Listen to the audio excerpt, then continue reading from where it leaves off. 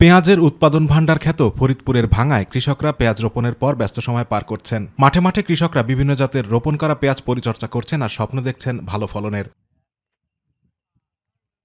এই মৌসুমে উপজেলার প্রণোদনার আওতায় তাহিরপুরি, বাড়ি ৪, বাড়ি ৬ জাতের ২৬০ জন কৃষকের মাঝে ১ কেজি করে বীজ সরবরাহ করা হয়েছে। প্রণোদনা ও বিএডিসি থেকে সংগ্রহ করা তাহিরপুরির লাল তীর সহ স্থানীয়ভাবে বীজ সংগ্রহ করে বীজতলার মাধ্যমে বেশিরভাগ কৃষক উৎপাদিত চারা খেতে রোপণ করেন। দানা পেঁয়াজ লাগাইছি এবং মুড়ি কাটা লাগাইছি।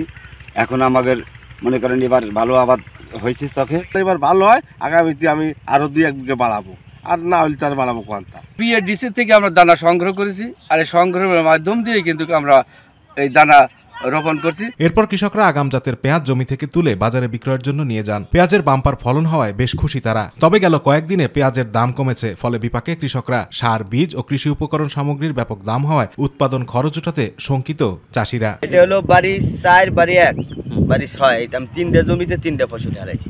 গতবার আমার খুব ভালো ফলন হয়েছে। ভালো হয় তাহলে আগামী বছর চাষ করা যাবে, আর যদি পেঁয়াজ দাম যদি কমে যায় তাহলে আর চাষ করা সম্ভব না। কারণ আগে বীজের দাম বেশি ছিল, আগে যেটা করছে ওটা ওরকমই গেছে, আর এখন একটু কম যাইতেছে। কৃষি বিভাগের পক্ষ থেকে সব ধরনের সহযোগিতা ও পরামর্শ প্রদানের মাধ্যমে কৃষকদের পেঁয়াজ চাষে উদ্বুদ্ধ করা হচ্ছে।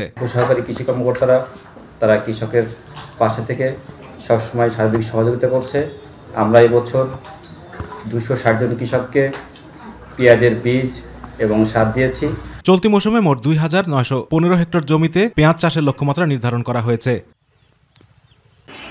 আতিকুর রহমান তিতাস, মাই টিভি।